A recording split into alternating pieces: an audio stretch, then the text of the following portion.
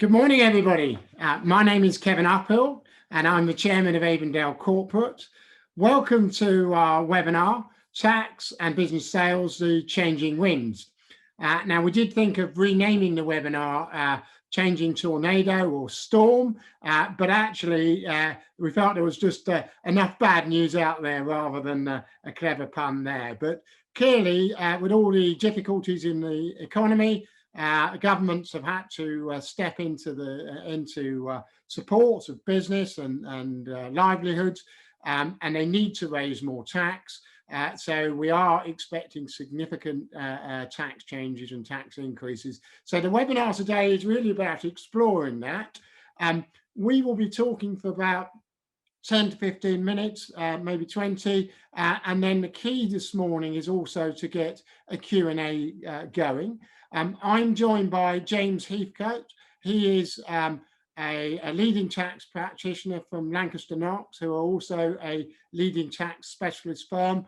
Between James and Lancaster Knox, they've won more awards than you can name. So they really know their stuff.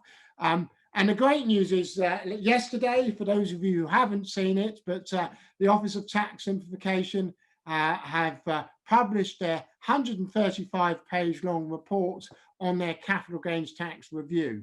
So we're all hoping James stayed up last night with his cup of cocoa and has managed to get right through that and share some of the detailed insights into that. So it falls to me today as chairman of Avondale to chair this morning's session. As I say, the key is to get to your questions as quickly as possible. We will be recording the webinar so that you've got the opportunity to share it with colleagues as well. Just a quick update on the M&A market. The good news is we've been pretty busy this year. Actually, mainly that has been private equity led, as people are looking for yield and there's super abundant capital, and the emerging mid-market, which is where we tend to focus, the sort of 500K to 5 million profit businesses, offers a very good yield for people. So we've been really busy this year. Trade deals are down, but however, people are still looking in slow growth economies to consolidate companies. So we still see strong M&A interest and strong M&A activity. How much of that, however, is driven by tax? Interesting question. Sellers looking to cash in on the very attractive capital gains regime that we currently have, which is now under threat. So I'm introducing James. He's going to talk to you about the direction of travel as he sees it, and then I'm going to ask some questions, and hopefully you guys will also join in and do the same. So James, over to you. Brilliant. Thanks very much indeed, Kevin. Thank you to you and the whole Avondale team for having me. First, I must apologise. I would not normally be this casual were it not for enforced coronavirus-related isolation in a hotel. But what it does mean is that it has given me plenty of time to read through the 135 pages that the Office of Tax Simplification very kindly published yesterday. So, do you want me to change the slides? How do you want to do that? Because you've got a few slides from you. Do you want me to do that? Yeah. I have, yeah. I've got a couple. It should only be sort of backwards and forwards between one or two. So if that's okay. Just stay when you want the next one. That's cool. Great, thanks, Kevin. We can do our Prime Minister's briefing next slide, please. Routine. Okay. About me, very briefly, I'm a private client tax advisor, head up the private client team at Lancaster Knox. I primarily focus on advice to high net worth individuals, families, business owners, entrepreneurs, and so on, often but not exclusively with an international aspect in one way or another. And I primarily focus within that space on the capital taxes, so inheritance tax, capital gains tax, and so on. Before I joined the Knox group, where I am now, I was with two of the big four firms, and then decided that somewhere a little bit more boutique was the direction of travel that a lot of private clients were heading. So very proud of what we've built up over the last couple of years with that sort of big four, top 10 and HMRC expertise, but very much in a boutique style firm. if we can just have the first slide, Kevin, please. Slide on its way. I'm going to split this into 3 or 4 broad parts. And given yesterday's release of the Office of Tax Simplification's first report on CGT reform, it's going to look a little different to how I'd originally anticipated it. But essentially, what I want to touch on is where we are now with the current tax landscape. Then we'll go on to talk about some opportunities for planning that you may well already be considering or at least be aware of. We'll touch very briefly on some residence considerations, because we're certainly continuing to see an increase in the number of people looking at leaving the UK, and we'll touch a little bit on where people are going and why they might be doing that in the first place. I will try and whiz through those 3 sections so that we can really focus on yesterday's report, what it means for the future of capital gains tax. And as Kevin said, please do feel free to ask questions. He has promised me a Paxman-like grilling, which I look forward to. In terms of where we are now, the UK tax regime, although you might not always feel it, is relatively favourable if we look at it compared to Europe in particular, and also across the pond in the US to a large degree. Corporation tax is one of the lowest rates in Europe at 19%. We were anticipating that to have reduced to 17%, but in hindsight, I suspect the government are quite relieved that they didn't do so in the end.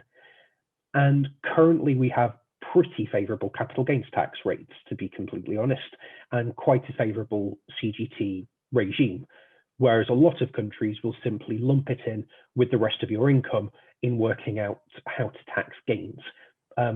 We are going to come on to that in a lot of detail because there's a lot that we can talk about there.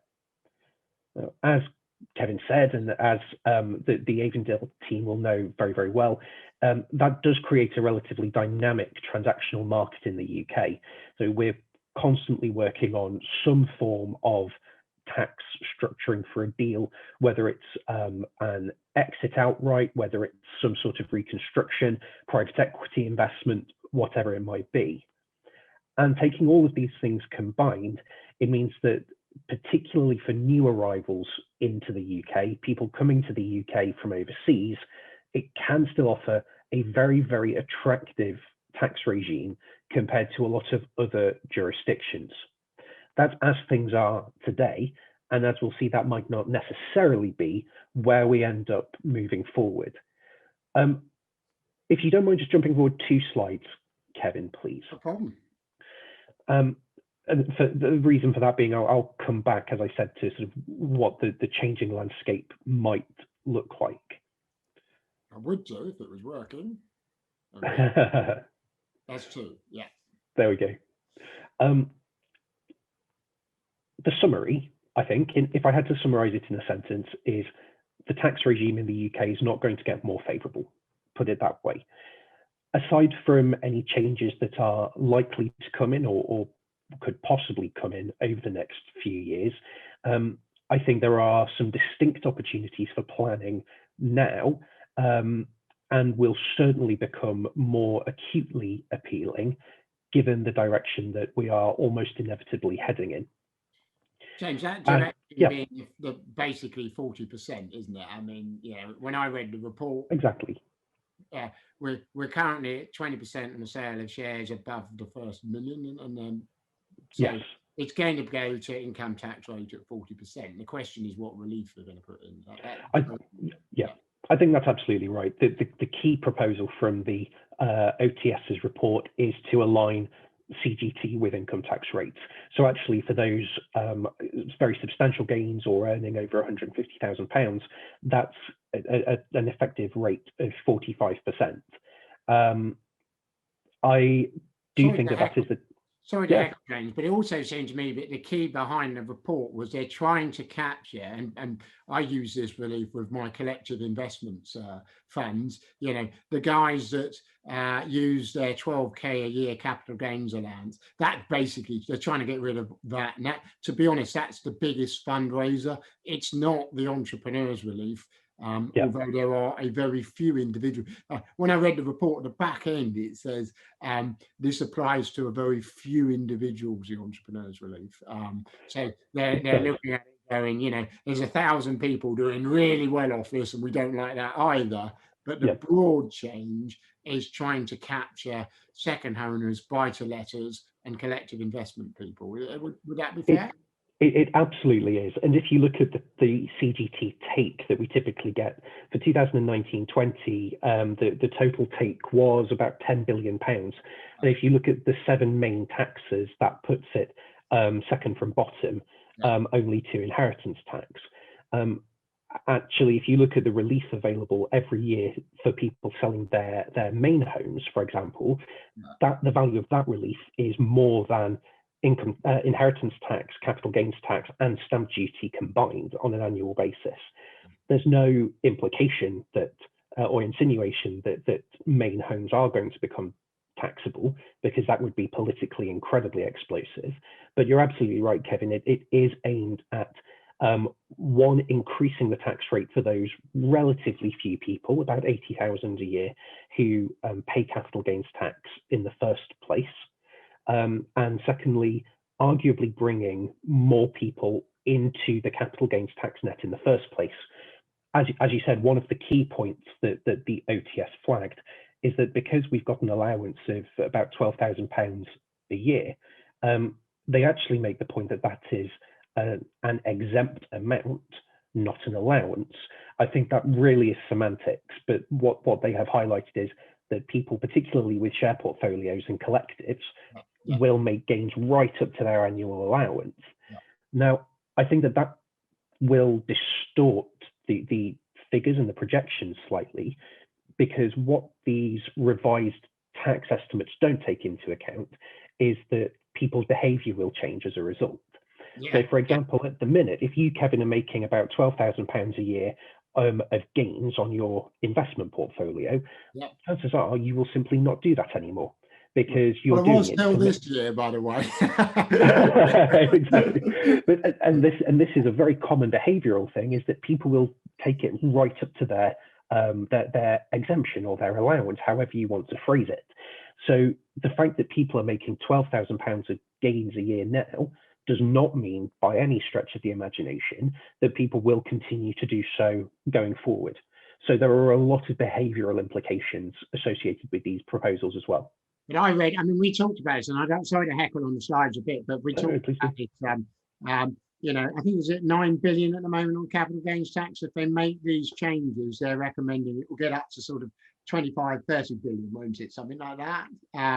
Income taxes are 190 billion. And I think that to pay for COVID, they should go after that. But you muttered something about a triple lock, James. I've kind of, forgotten about that. The government were voted in saying they were not going to do that. So they haven't got to go on it. But I think income tax, national insurance and VAT are exceptionally unlikely to change overall, with the possible exception for national insurance of increasing the rate for the self-employed. That's an area where I think we can certainly expect some change, albeit we don't currently have any sort of firm proposals on that. But again, national insurance is the second biggest tax take in the UK already. It's 143 billion, with VAT following relatively closely behind.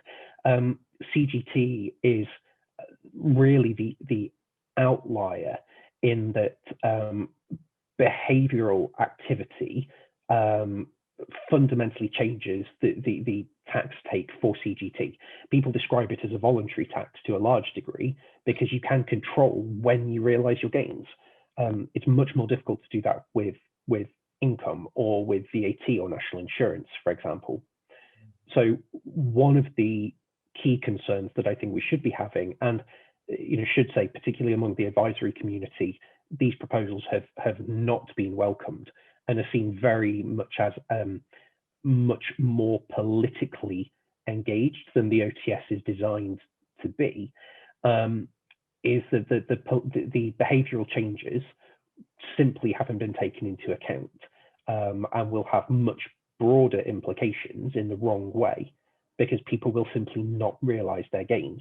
Now, that will have a knock-on impact, as you will well know, Kevin, for the transactional market, for example. Yeah. Well, I mean, fundamentally, it smacks of taxing wealth creators, and that doesn't. I mean, as a lifelong Tory, that doesn't quite feel right. I fundamentally believe that you help society by having wealth creators, and you help wealth creators. But and I agree, it will change behaviours. So we'll see people hanging on to companies longer. That's not necessarily a bad thing. Because we do sell in the UK early, in my opinion. People have historically sort of been happy to sell out with the sort of 2 to 3 million rather than aiming at the 10 million, for example. But if you're going to pay 40% on a lot of that 10 million, you're going to go offshore, aren't you? And I know you've got some slides to talk about that. I also know some of our panelists are quite interested in that. Some of our delegates are quite interested in that. So do you want to run through those bits? Because the questions are coming in fast, James. So I was going to say, if I want to get to those. If we touch on some of those residence considerations now, Kevin, that's quite a nice sort of little segue into it. If you just want to skip ahead to the next slide. So as things currently stand, if you sell most assets, with the exception of residential property, for example, if you're non-UK resident when you make a sale, then you're outside the scope of UK capital gains tax anyway. Now, that's subject to anti-avoidance rules, temporary non-residence. If you come back within broadly 5 years, often 6 tax years in practice, those gains come back into charge. And just worthy of note that in the OTS report, there is a specific line that references people becoming non-UK resident, and that therefore any anti-avoidance rules around that would need to be reviewed accordingly. Moving offshore is a big lifestyle commitment because of that period of time that you need to be outside the UK. And people would traditionally have thought about going to the Channel Islands, Gibraltar, Switzerland, Monaco, etc. And those can all still be very, very good jurisdictions. They are not necessarily what a lot of people would consider good lifestyle jurisdictions, particularly if you've got family. The cost of living in Monaco and Switzerland in most cantons, for example, is very, very high. Where the UK government needs to be very, very careful is that at the same time as squeezing those wealth creators or those who can most afford to leave the UK and have the most flexibility to leave the UK, there are multiple other jurisdictions within Europe offering very favourable tax regimes for non-nationals or non-residents, very similar to our non-domicile regime in a lot of ways. So some of the most common ones that we're looking at, and I've got 5 or 6 clients at the moment, all actively looking at where they'll go. We've got Portugal, for example, and Spain has a very similar regime. Italy is particularly attractive, slightly different in that in Italy, you pay €100,000 a year, add your spouse on for €25,000 extra, and that covers all of your worldwide taxation. So it's not a small amount of money by any stretch, but if you're talking about making very substantial capital gains, €100,000 can be considerably less than you would be paying in the UK in what a lot of people would view as a much more lifestyle-friendly jurisdiction than, say, Monaco. Greece introducing something very, very similar to Italy, €100,000 a year. I would say still worth considering some of the more traditional jurisdictions. Yeah. Sorry, go on, Kevin. I'm a great fan of the Channel Islands. I went over to Guernsey to investigate it, and to me, the St Martin's area of Guernsey looks a bit like Cornwall. It's only 3 hours away, and we can hop back over here very quickly. We could be here 90 days and almost 180 days, can't you? Because, if you look at your 24-hour timing, I know you've got to be careful with that one. Yeah, exactly. You need to be careful. So a day for residence purposes is where you are at midnight. If you're in the UK at midnight, that's a day. What people used to do, therefore, is come in at 7 a.m. and leave at 11 p.m. Therefore, technically, you're not here on a day.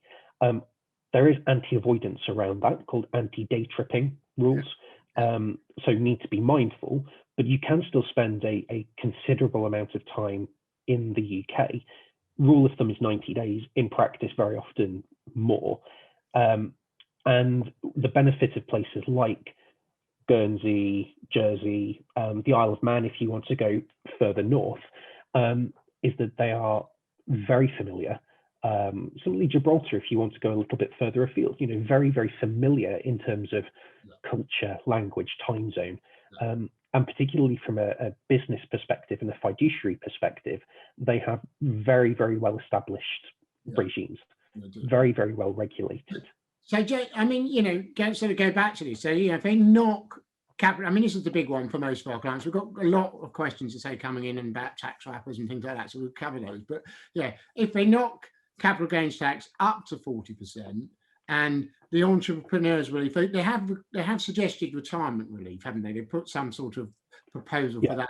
But let's assume it's not terribly favourable. So, I'm a sole shareholder. I'm selling my business for £10 million. I could well end up paying £3-4 million in tax. And I think that's not worth it. I'm prepared to make a lifestyle change, and the biggest planning opportunity is to go and live in another country for 5 years, but fundamentally the core there. Do you think people will do that? Because the government just don't seem to care and are not paying any attention to it. But it's well known, it happened before. I mean, why did Sean Connery die where he died?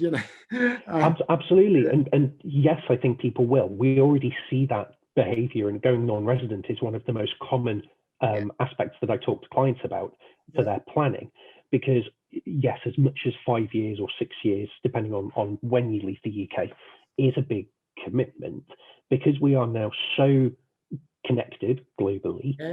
As has been seen during the pandemic, you can work from anywhere, you can be based from anywhere fundamentally.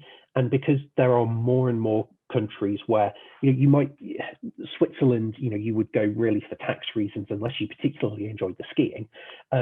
Whereas Italy, Portugal, Greece, people can really see themselves making a life for themselves there for 5 or 6 years. So I think what the OTS report neglects is to take account of these behavioural changes. As you said, it's not small amounts of tax that you're talking about. No, and I mean, I think it's interesting because I was reading an article the other day about the digital nomad, and the argument is these are single people who will just, they've got freelancing jobs, they go and work on a beach and earn their 100 grand a year from wherever. Well, you look at somewhere like Bermuda that's introduced the 1 year remote working visa. So you can go and get your visa to work in Bermuda, even if your job is based entirely somewhere else. Right. So that, and I think that what this will do, if they do it, is some of the leading entrepreneurs and wealth creators, the guys that do build businesses from 0 to 40 million. And that's where the new employment comes. They will simply go offshore because the tax would just be utterly prohibitive. And or, the other argument is maybe they won't sell. So there is the argument we might become a bit more sort of German family business and hold on to our companies longer. I don't know what your view on that is. I think that is also a very valid point, particularly if you look at one of the other proposals in the OTS report, which is that currently on death, whoever inherits the shares in that business would get their base cost uplifted automatically to whatever the market value is at the date of death. So when it's subsequently sold, you're starting from a much higher cost basis.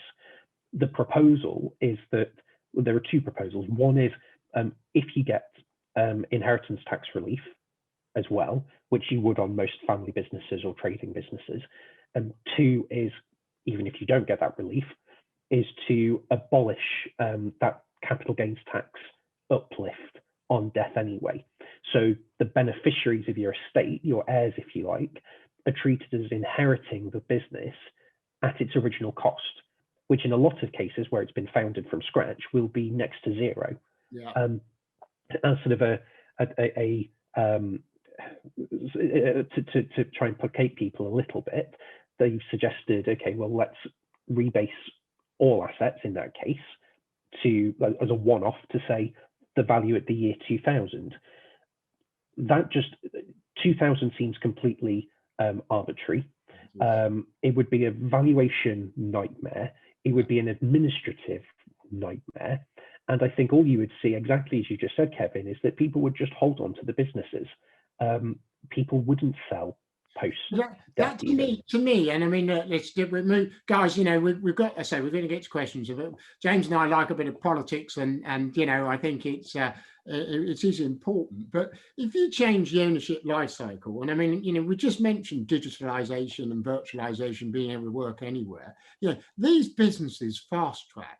I mean, I've just written an article about we need to get rid of the definition of SME because it talks about number of employees, and we've got companies that make 2.5 million plus a year with 4 people in them. It's a nonsense, and they started from scratch and they're 4 or 5 years old. So this business of sort of we're going to lock people in to build companies up for a long time ignores the fact that in the virtual age, fast track businesses tend to grow very quickly.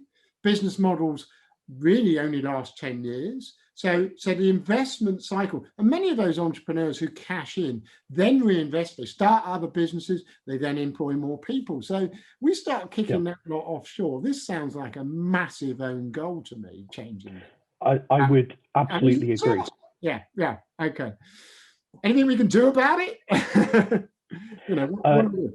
Well, and this is the thing, that the purpose of the OTS is to simplify the tax system, and arguably, I don't think that any of these proposals do, because yes, it's talking about aligning rates, which in some ways you could argue is simplification, because then you're only in one set of tax rates. But at the same time, it's going to add more complexity, because there will always be people looking to what their other options are. I do think that money will move offshore. I think because we are so much more digital, and this pandemic has proved that we can work remotely, that is the single biggest risk. And the Chancellor needs to be raising about £45 billion a year. This, on very crude figures, just doesn't do it. Would raise about 14 billion a year, and that's before taking account of behavioural changes. So they've got to go back and look at, I think I said income tax. The other one is transaction tax on online sales, that kind of stuff. But anyway, look, we're not politicians. We can't change this. Although I understand there's quite a good top job available today, and so we could apply. So let's move to some questions, if that's okay, James. If you absolutely sort of covered that area as they're coming in, if that's all right. So. We've had, and what we'll do, guys, we don't manage to get through all the questions. James and I will plod through them, and everyone who's attended, we will send out a question follow-up, if that's okay. And also there's the offer to have a, one-to-one quick chat if you've got a really specific, because obviously tax is very personal and different for everyone. So Vanessa, we've had a question is, can you see taper relief coming back to reward long-term holders of investment businesses which have been set up? I think not, to be honest. In the OTS report, it is sort of postulated that they might consider some sort of taper relief, but that actually that's quite complicated. And there was a specific example given about long-term capital gains rates, as in the US. The view was that sort of creates an arbitrary holding period. So why set the period at 10 years? Why not 15, or why not 5? The two things that I think they will consider is scrapping entrepreneurs relief, which is one of the things that they've considered with or sorry, business asset disposal relief as it is now, and replacing that with something more focused on specifically retirement. So it'll be age related, and then something like if you've had it more than 10 years and you own more than 25%, something like that. Exactly. I think that's the other thing, is that currently we generally look at, do you hold 5% of a company? That will almost certainly increase, I think. And the, go on. Okay. I was going to say the idea behind that is specifically to reward retirement. But they did say, I mean, we should talk about this as well. They said they don't want to see changes before 2023, which, that's quite interesting, isn't it? It is, and the OTS, I don't think, has specifically said this, but one of the other think tanks has suggested delaying it to make sure that we get it right effectively, because I think a prime example of this is having reduced entrepreneurs relief from 10 million pounds of gains to 1 million. We're now looking at further changes or potentially changing that entirely.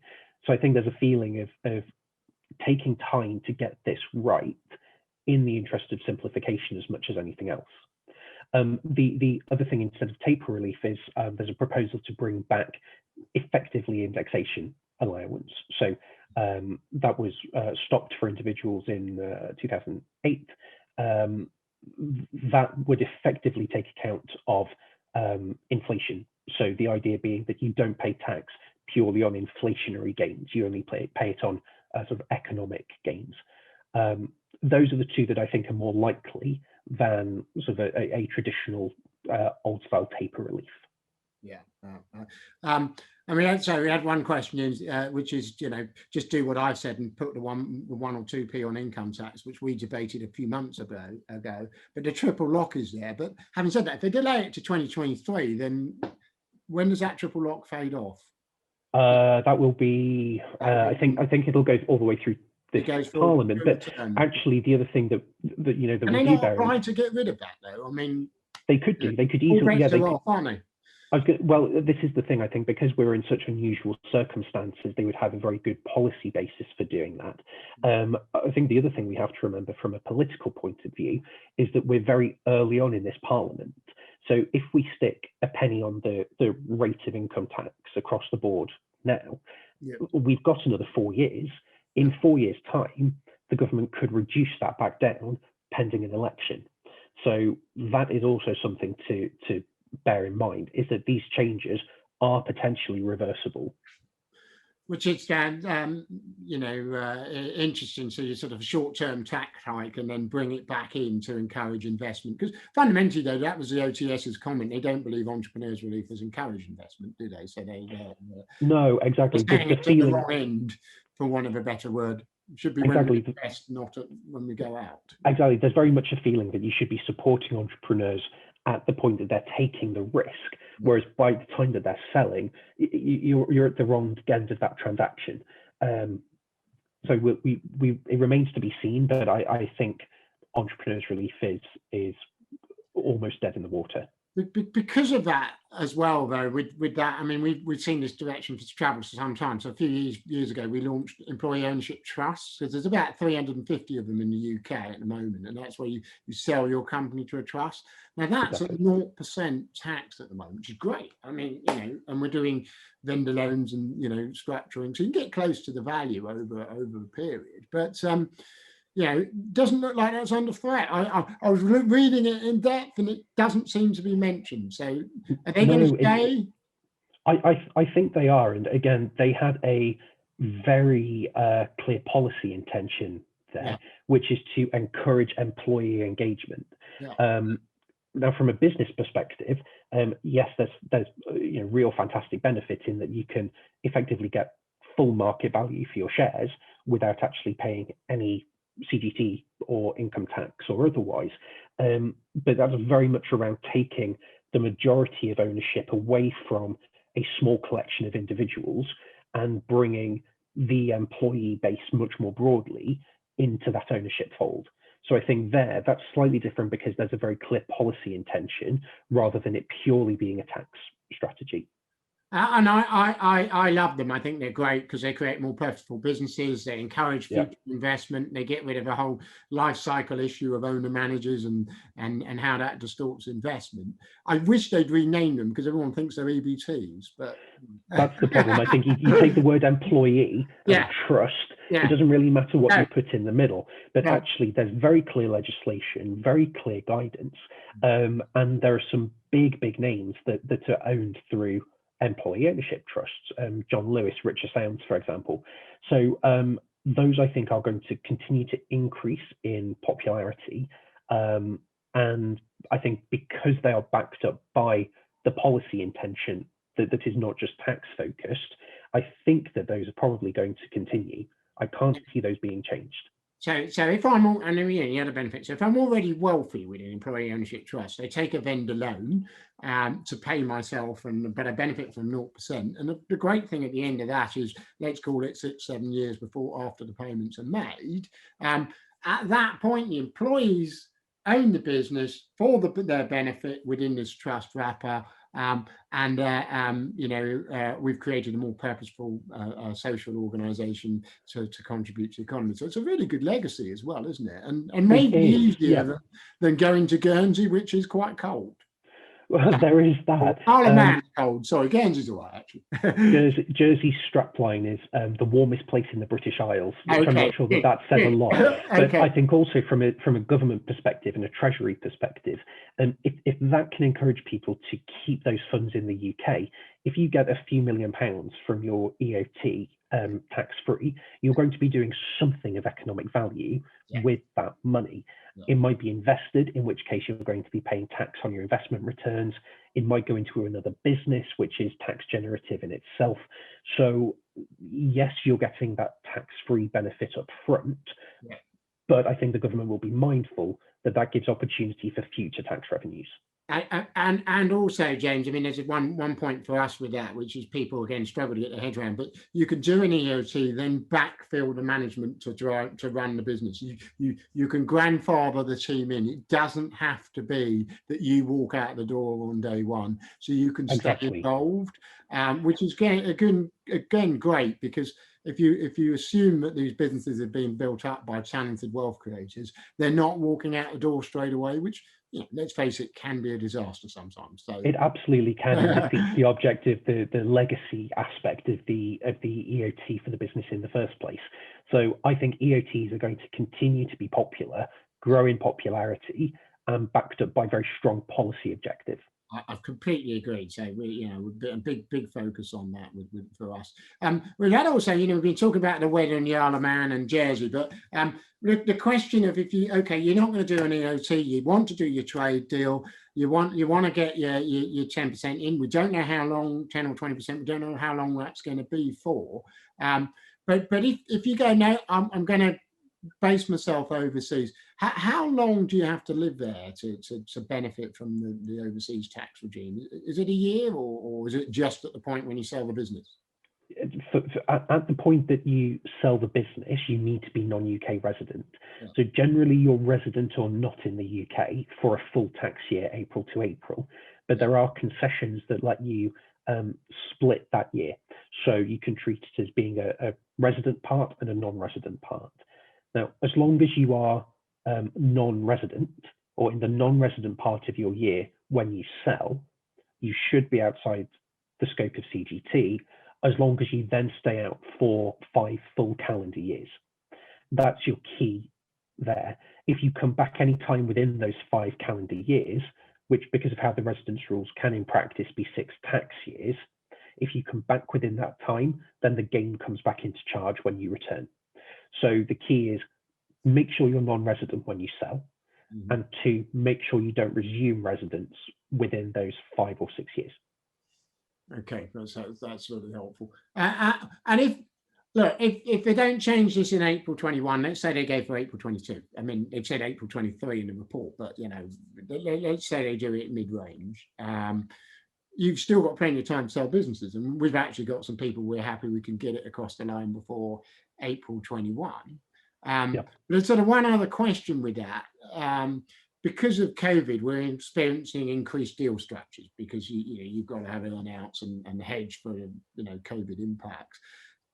Are you in the current regime with entrepreneurs relief? Do you have to pay tax on income rates on those deferred payments or earn-outs, or do you benefit from the entrepreneurs relief? So if you triggered your disposal and then they changed the rules subsequently, you mean? Yeah, so you sold your business, you got some deferred payments and earn-outs. Can you lock in that 10 and 20% now on the earn-outs and the deferred payments? Generally, yes. So as long as your consideration is sort of ascertainable now, then you'll be taxed at the current rate, not at your future rates. So long as you declare it, isn't it? So long as you say, exactly. I am going to get this amount, and you pay the tax in advance on it. Exactly. You'll pay all of the tax up front. You might need to do an adjustment further down the line if your earnout doesn't materialize as expected. But yes, as long as you crystallize that tax now, then you continue to benefit from sort of today's entrepreneurs relief and CGT rates. Interesting. So, look, I mean, apart from overseas, if we were to do any other sort of planning, the danger here when you do planning is you actually, I mean, we talk about this with family investment companies. They've been quite in vogue, and they look as though they're seriously under threat with these changes. So if you do this sort of planning, you do any sort of planning, you can often own gold, can't you? You can, and so I think there needs to be a degree the offshore of thing I don't regard as there. planning, by the way. I regard that as where you choose to live. That's a different thing. Absolutely, and I think although there is a line in the OTS report that says they would need to consider anti-avoidance rules around people leaving the UK, it's difficult to see what those anti-avoidance rules would be, other than either extending the time that you need to be out for, or saying that you need to be non-resident for the whole year that you're selling, rather than being able to split your year part way. It's very difficult to see what other anti-avoidance rules there could be, because there would need to be a fundamental change in the way that we tax non-residents. And that, I think, is just a step too far.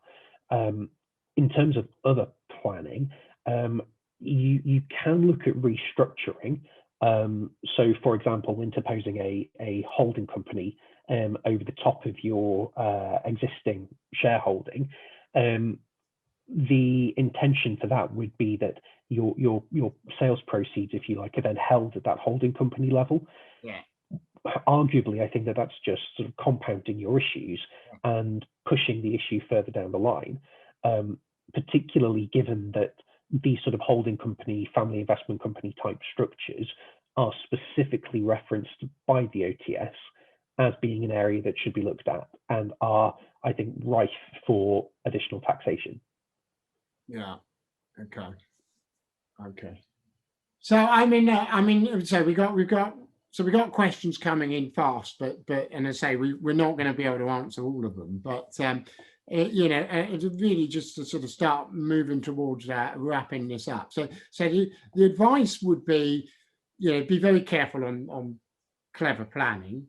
There is a window of opportunity.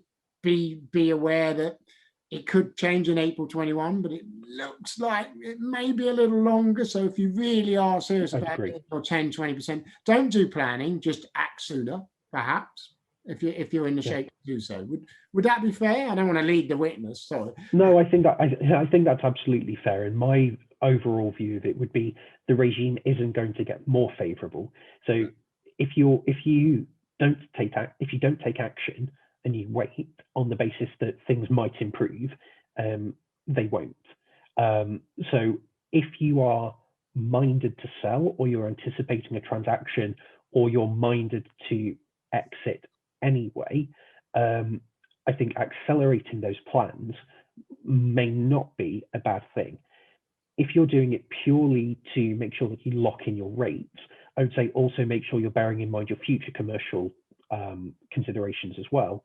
Do you want to pay 20% on your current market value, or do you want to pay 40% on a potentially much higher market valuation in the future, notwithstanding any additional planning that we might be able to do in 12, 24, 36 months' time? So, James, this is a really important for me, and this is again, we sort of touched on this before, but I regard this CGT. Most of the people we sell businesses for, they get the chunk of money, they don't spend it, they invest it, and they create more wealth. And actually, it then ends up an inheritance tax pot. So you could argue knocking CGT up to 40% and closing really any sort of planning opportunities for Mr. 10, Mr. 20 millionaire is just bringing the tax in advance, because I think that we're going to end up paying it on inheritance tax in some way anyway. I think that's very possibly right. And if you combine this with one of the earlier Office of Tax Simplification reports from back in January on inheritance tax reform, the proposal there was to reduce the rate of inheritance tax to either 10 or 20%. So what you are effectively doing is swapping your rates round. Instead of 20% capital gains tax and 40% IHT, you're getting 40% capital gains tax and 20% IHT. Yeah. So I think accelerating the revenue intake for the Treasury is a big part of this. Absolutely. It isn't just increasing the tax take, it's bringing forward the point at which the Treasury receives that tax take. Yeah. Because I mean, you know, the inheritance tax has been rising every year, mainly due to property values. But you know, again, wealthy people with inheritance tax tend to use trusts and gifting, but not all of them do. I mean, there's a psychological block there, isn't there? That a lot of people just never quite get around to it. Yeah, there is, and trusts are, you know, trusts are an interesting one, and I do a lot of work with trusts. And I personally think that they are very, very valuable in the right circumstances. But there is definitely a psychological element about giving something away, because when you set up a trust and you put assets into a trust, they are no longer yours. Legally, they belong to your trustees. Now, although in practice, disputes between individuals and trustees are relatively rare, they do happen. So I think there is absolutely a psychological block there. I'm starting to see more interest in things like foundations, that we don't have a UK equivalent of a foundation, but can be structured in a lot of civil law jurisdictions and in other common law jurisdictions as well. They operate much more like a company in a lot of ways, in that they're incorporated, they have a board or a council, but they have a lot of the similar tax properties as a trust. So I'm seeing more interest in those as well. And I think people are going to be giving more consideration to what their structuring options are. I know that that Andrew has mentioned about sort of lending assets to trusts, which yes is an absolutely key part of consideration. If you're setting up a trust, how do you get assets into that trust? Do you lend them? Do you contribute them outright? What are the tax implications and sort of the ongoing trust law implications of that? I would also say that trusts are not at all impervious to future tax changes. And this was covered in quite a lot of detail in the inheritance tax simplification report back in January. Trusts are difficult for business owners who will be used to sort of a corporate structure and corporate governance. They operate in very, very different ways. I do still think they can have a very important place in tax planning and estate planning more broadly. Yeah, and we've also seen, and I think this is probably EIS and SEIS based, but we've seen the rise, and this is for the big guys, the hard hitters, you know, the 50 million plus, the rise in the family office and then private equity type style investments. So they set themselves up to reinvest their money and constantly getting that EIS and SEIS rollover. And one of the things I suspect we'll see in that the OTS will release a second CGT report in the spring with some of the more administrative and technical aspects. I suspect that they will address the number of reliefs in more detail. This is where it's slightly contradictory in some ways, because the report is designed to simplify the CGT regime, which you would think would involve reducing the number of reliefs and so on. At the same time, and this is where there is a potential planning opportunity, a lot of people I'm sure on the call will be aware of holdover relief and gift relief. So if you make a gift of business assets, you don't crystallize your gains straight away. The recipient effectively receives that asset, shares, business asset, whatever it might be, at your original base cost. There is reference in the OTS report to extending that to a wider class of assets, and that the inference seems to be that that might apply to investments and buy-to-let property. Yeah. So on the one hand, we have a big push on simplifying the regime, and on the other, we have extending existing reliefs to other classes of assets. It's overall, I think it's a very, very contradictory report and has been met with a lot of negativity overall. We were all negative about it to start with, but as you read it, 135 pages long, yeah, it's certainly not trying to, it's not simplifying at all. It's, and I mean, I know we don't like change, so we've got to try and keep an open mind because, government have got to do something to raise money. I mean, I think we all believe that. Yeah, and I think there are elements in there of simplification that are absolutely valid. I mean, there's an outright recommendation to abolish investors' relief, which the appeal and the uptake of investors' relief is next to zero. It has almost zero economic benefit for the Treasury, and so abolishing that is almost certainly going to go ahead. At the same time, we're potentially changing entrepreneurs' relief 2 years, maybe 3 years at the most, after it's been changed once already, with very considerable anti-avoidance rules around there. If it was purely about tax take, then frankly, the government would abolish main residence relief, because that alone would make it sort of the fourth biggest tax take just from abolishing main residence relief. But politically, that would be explosive. So we've got so many different elements to try to balance out that I think this is why delaying the implementation would be useful, because it gives more time to make sure that we're getting all of these things right. The biggest element of simplification, unfortunately, would be to align CGT to income tax rates. So effectively take your gains, stick it onto your total income, and you pay tax. That would make the calculations, the forward projections, much more straightforward for the taxpayer, but doesn't take account of those behavioural changes. Right, so and that I think addresses Michael's point as well around sort of maintaining the additional 8% rate on buy-to-let properties. That I think will be scrapped. It will just be you pay tax at 40 or 45%, because at the minute you could be paying CGT at one of four rates. You could be paying 10, 18, 20, or 28%. Yeah. Which, when it only applies to a relatively small number of individuals anyway, is absurd in a lot of ways.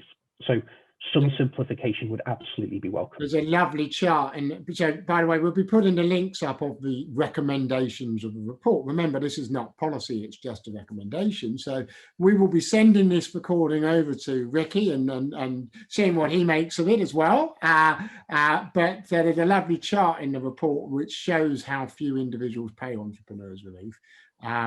Yet the gains are dramatic. So, but then you've got to ask yourself, all those companies that are doing that, companies that are selling out for 50 or 100 million that started from scratch 10 years ago, employing 500-600 people, that PAYE on all of those people, aren't they getting enough tax there? So, I mean, my political view on all this is you're attacking a very narrow set of entrepreneurs with change of that. I get the change for investment, collective investment stuff, but I'm really struggling with entrepreneurs relief, and I hope that government listens. So I shall certainly be writing to them on it, but it is what it is. We've got to deal with that, and hopefully this report gives us a window of opportunity for anyone that wants to do something relatively quickly. And then, with tax in the end, I think we're all pretty clear that, as I say, it is what it is. You can't let it dictate your strategy. In the end, concentrate on a positive mental attitude, building the business up. There are always ways and means, I suppose, would be a good summary. So, James, it's been really helpful having you on today. I know we haven't got through all the questions. As I say, we will collectively go through them and email them out to delegates.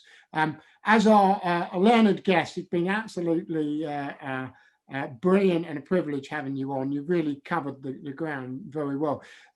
Anything, last comment, last summing up, it should fall to you, really. And thank you, Kevin, and everybody at Avondale for having me on, and everyone for listening. My summary would be, as I said, it isn't going to get more favourable.